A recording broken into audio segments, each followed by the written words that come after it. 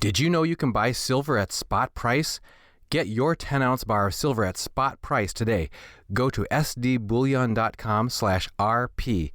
Not only will you be buying silver without any premium, you'll also be supporting the independent media.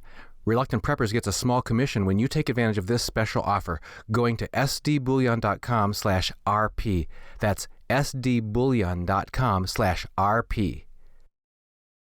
As a responsible person with growing concerns for your privacy and personal liberty, you want to know where we're headed and what you can do about it. We ask the experts what you need to do to take prudent and responsible action to safeguard your family's wealth and well-being, and what basic first steps will help you to be aware and prepared. ReluctantPreppers.com. Welcome back, Reluctant Preppers. We're pleased to have a returning guest tonight, Ryan Cristian, founder of TheLastAmericanVagabond.com, a stridently alternative and independent news organization, is here with us again on Reluctant Preppers. And fittingly, the topic we're going to address tonight is about media censorship, propaganda, and thought control, even in the online media. Ryan, thank you for joining us once again here on Reluctant Preppers. Always a pleasure to join you, Dunnigan. Could you start by giving us a quick recap of your central core mission of why you founded Last American Vagabond? What's it all about? I think really cutting through all of it, it just comes down to waking people up to what's actually happening. I mean, I feel like our mission is kind of, and I think it always should, is kind of in changing as we've grown and as things have changed, be it in the government or, just in the citizenry. But it really just comes down to waking people up to what's going on and starting to draw attention to the fact that we are a silent majority. And it's really become that to the point to where the conspiracy theorist mentality has become mainstream, but we're being convinced that it's not. And I really want to try to wake people up to that, because until we can get that majority aware of itself, we're not going to take any more steps forward. So from launching from that mission that you have of bringing into discussion and bringing onto the table things which are not being talked about or being talked about in such a skewed or one-sided way on the corporate media, we'd like to focus on a specific aspect of that that's really core to that, and that's the whole idea of media censorship, but specifically in the world of online media, of the internet. If we could kind of turn the pages of time back about 10 or 15 years, the whole advent of popular access to the internet was heralded by many as a promise of information democracy, that at last, as opposed to what had been going on for the previous century of media consolidation in the U.S. I even remember my parents back in the 70s just really being concerned, and in the 80s, about the concentration of power and the concentration of message within the hands of fewer and fewer owners, corporate owners in the media. And at the time they were talking about newspapers, magazines, that sort of thing, and television broadcasting, that it was becoming more and more concentrated, and that meant more and more of a monopoly of what the conversation was going to be. I remember attending a one-man play back in Minnesota in the mid-'80s about the legendary Black League baseball player Cool Papa Bell, and he was talking in that play about how the incredible performance of such players as Satchel Paige and Cool Papa Bell and others simply weren't known popularly because the reporters of the time only reported on the white leagues and not the Negro leagues. And so if it's not covered by the media, it for the sake of the ordinary common person, it never happened. If they don't find out about it, they can't think about it. They can't talk about it. They're not aware of it.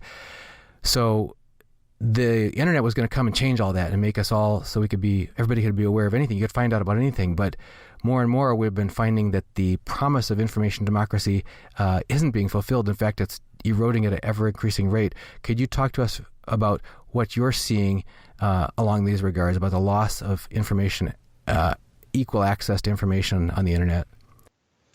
Yeah, absolutely. I think, the mainstream media, the corporate media's ability to control perception, as you pointed out, is very apparent today. And I would argue that, we know that the internet was a military operation to some degree, and I would imagine to some degree they still have control over that, be it the dark net as well. I would argue that it's possible that it was never intended to do any of that, and that this has been the plan all along. I mean, that's kind of hard to wrap your mind around because it doesn't seem like we're winning in that regard. But I think that what we've come to see, if it is the case that we were slowly getting more free due to the internet, they've clearly started to clamp down on anybody that is willing to speak against the main narrative. And I think that's extremely clear. But I would say that the more damning part comes involved when Americans who have chosen to check out, just absolute apathy, are not willing to question those narratives. So they're running along with things that they almost question in the back of their mind. And, you know, we've seen this happen across the entire spectrum, which you and I were talking about a little bit before the show, both left and right. So all these people that are coming out saying, oh, they're attacking the right, they're attacking the left. The point that this comes down to for me is that this shows you that the political spectrum it's not Democrat, Republican. I mean, there is an agenda that goes beyond that, and that they are clearly trying to stifle any independent thought. And I think that what we're starting to see that comes involved with, you know, revenue, specifically Google AdSense. That would happen to our website. Google AdSense got pulled, lost a lot of our revenue, but we're also seeing manipulation on direct searching, looking for links, organic search results in Google. And we know how much control Google has over such information. It's the predominant search engine. So the moment that they start to manipulate something like that, it's a monopoly. I mean, we already see that today anyway. Google is a monopoly in and of itself. But I mean, I think it's hard for anyone to deny that this is happening. The problem is that a lot of these Americans today are okay with it because they feel that their side is winning. And I think that's the long-term agenda, the divide and conquer, to get us to take one of these sides. So regardless of which side is aware of what, we're divided. So we'll never be able to solve that problem. And I think that, I mean, I'm sure you've experienced some of the same way. Any alternative media speaking truth today is under effect for sure. Yeah, we've talked with Sean Turnbull at SGT Report. We're also aware of, like, for example, bullion sites that also help bring out information about the risks of fiat currency and the benefits of solid money like gold and silver, such as SD Bullion and others. Our own channel, one of our sponsors, Finance and Liberty, have all over the past year and a half seen approximately a 30 to 50% decline in AdSense revenue or outright cancellations of monetization of numerous videos. And they admit that they have now these, what do they call it, advertiser-friendly guidelines where they look for keywords in the description, anything that has to do with war or violence or anything like that. But it's a lot more to it than that, because there's a lot of words.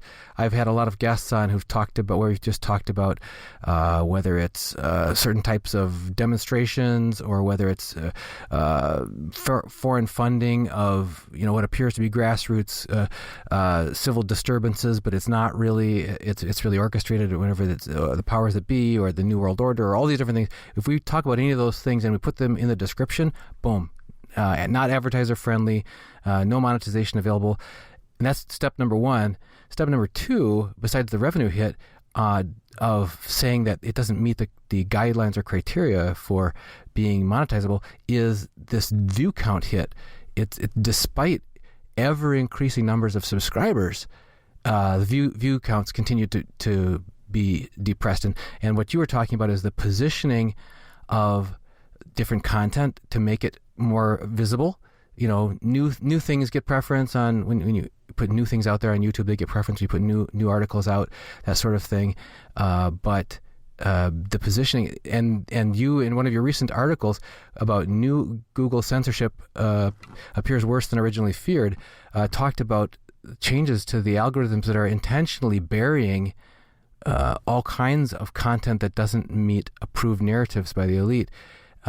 So could you talk to us a little bit about what are these hot button topics that we're not being permitted to be aware and discuss in the open format, and what's being hidden and what's being favored? You know, it just comes down to anything that goes against that mainstream narrative. I mean, what people have to understand is that the whether you want to say deep state, shadow government, the behind the scenes agenda is multifaceted. And, you know, anyone paying attention today knows that, whether we're talking about vaccines or geoengineering or anything of that nature, you talk about something that draws attention to the truth, you're going to get censored. And that's what we're seeing today across the board, left or right. And, you know, and that, again, to drive that point home, should really show us all that this is not about Republican or Democrat. This is about a larger agenda that has to do with the entire world. I mean, we can break into the New World Order discussion or anything like that, but the bottom line is that we're seeing a very clear orchestration towards very clear talking points. And anybody that squares away from that is being censored. I mean, we covered, Hillary Clinton is a fantastic example of that. During the election, multiple people proved, mathematically proved with these, showed you that these searches were popping up on one versus the other completely different.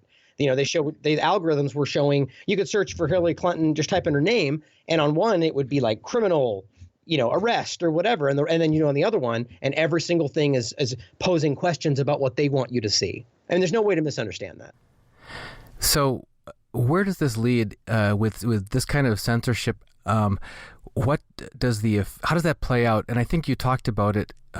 It doesn't have to go one particular direction. It certainly is a driving factor that creates a pressure, and it creates a hindrance or an obstacle to people being able to have access to free discussion of truth and ideas. But the more sinister effect that you were reporting is how people are taking that and running with it, and basically accommodating it, tolerating it. There's one of the little graphics on your website that shows the frog in the boiling pot of water. I don't remember exactly the caption under it, but it's saying that what's more concerning isn't that this censorship is happening. It's that the next generation doesn't seem to care, doesn't seem to mind. Can you talk to us a little bit about that loss of the value of open discourse, and maybe the loss of the value of objective truth? Yes, and that to me, that there's so many. Again, it's so multifaceted, but clearly that comes back to education. The way that we're raising children and teaching them different morals, and it's pretty easy to establish to address the fact that whether you're talking about elementary all the way up into college, that it's very liberal biased in schooling today, and so they're putting certain points into children's minds that are changing the way they grow up. I mean, we know it's indoctrination. That's what schooling is. It could be for good, it can be for bad. But clearly we're seeing a motivation to manipulate people in a certain direction. But then you can also take into effect whether we're talking about vaccines or geoengineering, the things the effect they're having on our body. I mean, on a side note, I just saw research showing that Tylenol actually reduces sympathy in human beings. So think about that, how the way that these little points all coming together can create a populace that is apathetic, that no longer, that just simply chooses to check out. I mean, that's something to me that all these points come back and they come together to create a populace that is just unwilling to participate, whether that be because they're tired of all the BS, which is an understandable reason, or they just simply don't care anymore. They want to watch their TV and go to McDonald's, and that's what we've been conditioned to be like. And I think that then gets to a point to where these people simply don't care about the truth. We can bring them the facts, and they're just like, I don't want to hear it. But again, the point I think you more were leaning to is the lack of the people that are on both sides of the argument that can see that they're not getting the full truth, but are willing to allow it to go by because it supports what they think is the truth, or rather what they've chosen to stand behind. And I think that is more alarming than anything. That people they've divided us into a game here, where we almost know that we're breaking the rules, but we're like, okay, but my side's winning. Mm-hmm. I mean, that's very alarming to me. Mm-hmm. And along the way, you mentioned indoctrination. If we can talk about propaganda for a minute, what the driving purposes are of propaganda, and then also you did touch on indoctrination and how there's more than just favoring one narrative, that this is being used for this selective search engine results, etc., but actually having designed programs and initiatives with specific information content that's created to elicit an outcome, to actually move the hearts and minds of people in a specific direction. Can you talk to us briefly about examples that have surfaced about indoctrination actually being practiced as an intentional program using Google as a tool? Well, I'm not sure if you mean an actual program on Google or like a website kind of thing, but the first thing that came to my mind was this movement with LGBTQ, whatever. After that to me is a very clear effort. Now, let me preface by saying that, and I hate that I always have to preface by saying this, but the point is, it's very clear that on The Last American Vagabond we promote rights and do what you want with your own body, bottom line. But when you begin to start to tell me that I have to be okay with the way somebody else is doing things, clearly that's not okay. And I think that that movement to some degree is based in freedom, because there are genuine people in that movement that simply just want to draw attention to the fact that they're being subjugated, and it's a tyrannical government that's happening in a lot of different ways. But that movement, like many, same with the Occupy movement, we saw the FBI rise to the top of that and basically lead it into oblivion. We're seeing that with this movement, where we're now seeing a very politically charged lead to this movement it's almost become contradictory to where it started, where now they're literally calling for the suppression of rights because of these people that are, it's just backward. It's completely hypocritical.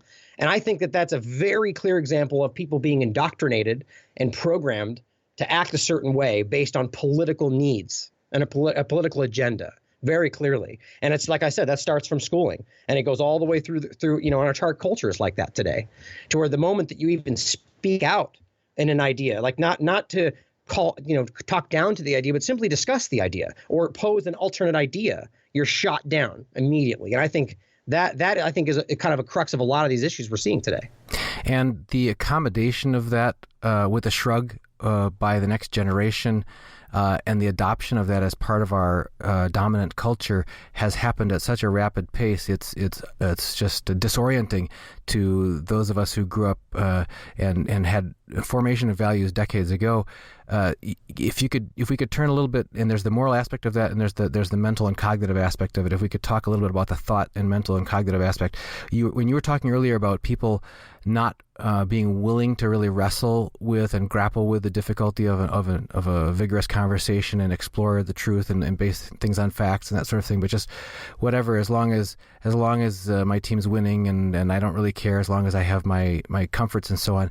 But we've had people on the show that have talked about the dependence of people on, for example, their personal interactive device, whether it's their phone or their watch or their whatever, the tablet, is that our brain actually switches over into a recipient or spectator or recipient mode, where it's a passive mode of thinking. The brain actually starts functioning in a passive. They say it's analogous to like the difference between if you're driving somewhere and in a strange place and you don't have you're struggling with a map and you're learning the way and you're looking for landmarks and by golly, you're going to learn the way. Whereas if you've got a GPS, you just slip back into that, I'm just following along, and I won't learn here because I'm just not actively engaged. I'm in a passive mode. Do you see that transition from mentally and cognitively and conversationally active to passivity is being fostered or encouraged, or a desired outcome of the type of censorship, propaganda, and indoctrination that we're seeing? Absolutely, and I think that it's scientifically proven today. I've seen many different studies, which again, we know studies can be manipulated, but that show you based on things like Snapchat or different social media have scientifically shortened measurably shortened our attention spans. And, whether or not that was intentional, I clearly think it was, but you can see this in a lot of different ways. And I definitely think it's intentional, but I think that there are going to see some side effects that do hurt them in the long run. I mean, we're seeing that, some of these right-wing movements kind of rise back up out of control and different things like that I think are completely orchestrated. But I definitely agree. I think that that's happening on a multifaceted level, where they're trying to condition people to be, have shorter attention spans, care less about what's going on. It's very Brave New World, being overflowed with information to the point to where you just check out, like I was saying earlier. But I think, the devices are an integral part in that, where, like you said, they're, and I think that's an amazing point you brought up about GPS. That makes perfect sense. We've been conditioned to basically just sit back and allow that to do it for us, right? That's kind of how everything is today. But I think that their devices are it's a comfort, right? That they're in this situation where they feel that what they are told is the truth is being challenged, be it with facts or whatever, and they simply revert back to what they looked at on their phone, and it's okay, I'm conditioned, I was right? Not just right. And I think even you and I talked about this in a past show, but moral, right? Where it's become that just because you're right, you're on the good side, and if someone disagrees, they're evil. right? There's just no way around it. There's no discussing it. If you disagree, you're evil and I'm good. And that's kind of what it's all come down to. And I think the phones play an integral part in that. And what is the benefit? I mean, I'm trying to think there's so many levels here. You mentioned way early in the beginning of the conversation about how what was previously described as conspiracy theorists to be thinking, hey, wait a minute, people are trying to control the way we think about things, and that sort of thing was considered, oh, come on, you're a wacko with a tinfoil hat on or whatever. But your point is that it's so evident, and it's been now it's become the norm rather than it's no longer it's undeniable that that's actually a conspiracy fact or whatever, that the powers that control corporate media and, for example, Google, that controls the results when people turn to try to learn about any subject, are in fact being directed towards ends that don't necessarily serve to bring out vigorous debate or bring out the truth or help people, but to instead control the narrative, to control the discussion. So that being one point. But what about this notion of a culture in which that becomes the norm, that the whole next generation grows up just shrugging their shoulders and as opposed to, say, our ancestral entitlement of males to provide and protect, females to be empathetically vigorously concerned about the well-being of children and families and relationships, that sort of thing. What are we left with, and why? What do you see as the driving motivation of why anyone would want to dismantle these foundational underpinnings of a civil society, of a vigorous family and social structure and so on? Well, first, I just want to say, based on the conspiracy theorist topic, that, I think most people listening to us are probably very aware that there is a documentable document, or so that's a funny way to say that, but it's a document that proves that the CIA orchestrated an operation to basically convince Americans that the conspiracy theorist was exactly the way we perceive it today. And it's outlined on a document. So we know that's the fact. We know that they meant to do this, right? But then why and why they would orchestrate such a thing? I think that's pretty clear when you see the way that people are acting and you see the way that it's responding to something like, for instance, talking about invading Venezuela, which is just absurd, or North Korea for that matter. But the idea that we're talking about invading a sovereign nation that has not threatened us for completely economic reasons, or that's not even what they're saying. But the point is that people just, they've been conditioned to this degree to just not really look into it, right? They told me that's probably what it is. And then outside of that, really just only be concerned with what they feel affects their life right now in this very small circle. And I think that it's very clear that that's happened. And then we could, like I said, it's clear that they wanted that to happen. But arguably, has it turned out the way they wanted? We can talk about the Project for a New American Century or the 5 countries, 7 years. Clearly, they haven't gotten to where they wanted to go. So does that mean that we're doing something to stop them? I'd like to hope so. I like to think that what we're doing here is helping to stop those negative things from taking place, right? Yeah, because I think what you're painting is a specter of a future where if you have a populace that has been truly raised to not have exercised their instinctive natural powers of self-preservation and discernment and self-reliance and interdependence and those sort of things, but instead just settled for sort of this passive, flaccid, being a recipient and being compliant and being convenient, then you have, it kind of reminds me of scenes from the Hunger Games or whatever, where you basically you become an underclass in every way, so that I can see why that would be desirable by those who wish control and to direct the lives of others. We've had G. Edward Griffin on talking about preparing to regulate all human activity, and the excuse that's being used there is ecological, with this global warming or whatever, saying because of this and this and this reason, for the good of the planet. Now we get to regulate your activity in these ways. We've had others on talking about. Jerry Robinson, author of Bankruptcy of Our Nation, has talked about the propagandist who is the anesthetist that comes in and arrives before the surgeon shows up with a knife to then do with you as as he will. So could you talk to us next about what we can do, what we must do to kind of awaken from that sleepwalking? It's just kind of reminds me of people who, I know I could exercise, but I'm just not gonna, because it's hard. It takes work, and I know I'm giving it my natural powers are slipping away. My strength is slipping away. But in this case, it isn't just physical strength. It's mental strength. It's rational strength. It's moral strength. It's the ability to even think clearly and so on. So what must we do to reclaim our intrinsic entitlement, our rights as free people?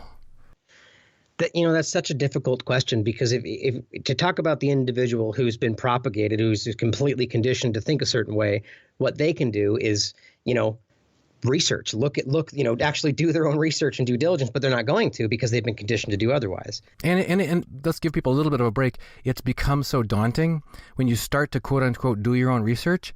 Often the tools that you turn to, such as a Google search or whatever, are going to bring up such skewed, filtered, and conflicting information that it can feel like, well, come on, any topic I look up into, I can find any answer I want depending on where I search. So, yeah, I understand people's discouragement in some sense, but that's why I always reference the Brave New World scenario, because that's the idea, is that people have been overwhelmed with this contradicting information. They just choose to stop looking at it, and I completely agree. I get it, but I mean, you take it all the way back to Bernays and the Torches of Freedom.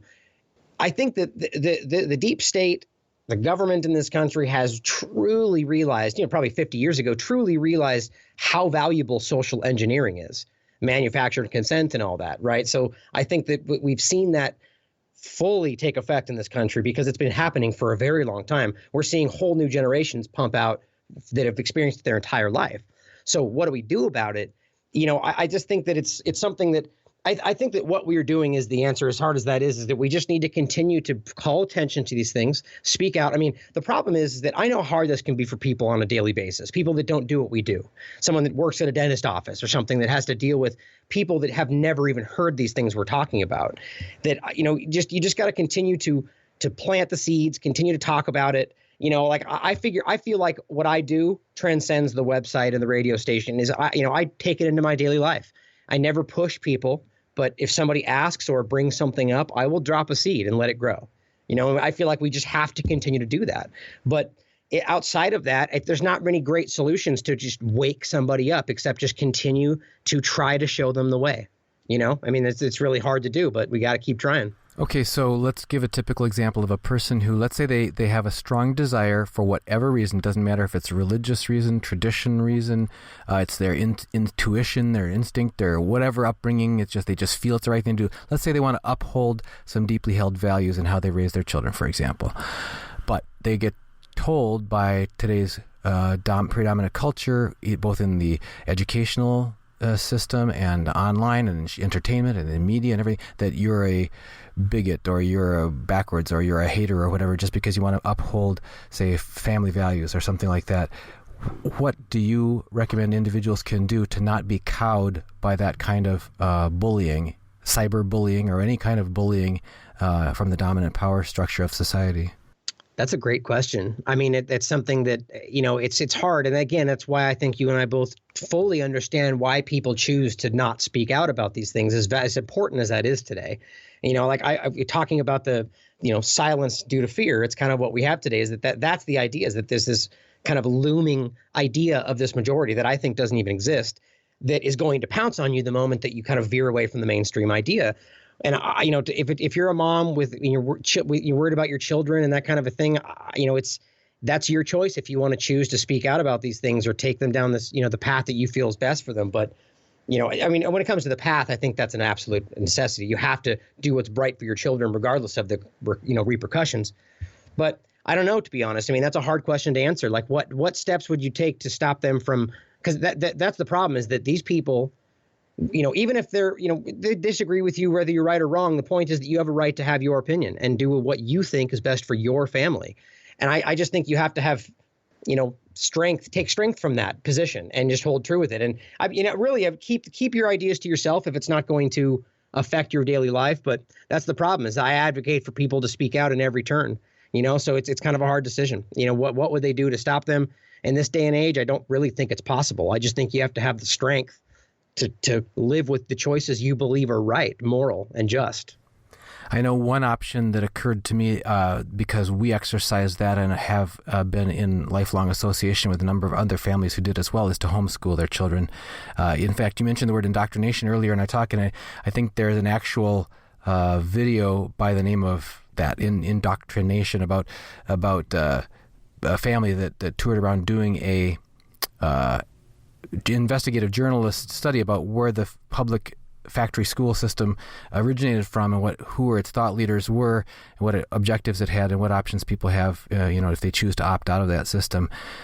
You have a lot of contributors on your channel, thelastamericanvagabond.com, that certainly bring out, every day you guys put out multiple articles that are extremely well written and that are chock full of links to other news stories to back up numerous points that are made in each of them. Could you talk to us just briefly so people are aware of what you offer there and how they can take advantage of that if they're looking for something that isn't filtered through the corporate media sieve before it gets to them? Yeah, absolutely. And now that I've just to reference back to the point you made a second ago, just because I thought of something valuable in that regard, is definitely, like you said, it's about creating these communities within your own community. So I think one way to find strength in that is to seek out the people that have your same beliefs and then discuss them and challenge them amongst yourselves. That's the best way to do anything. But I think that our website it's great in the way that I want people to submit as often as possible. Average people, you're out there listening right now and you feel like you have something you want to write about, send it to me. But, we share our content from our writing staff as well as from a lot of other great sites. The Corbett Report, the Free Thought Project, the Anti-Media, these other alternative sites out there that really are champions of truth.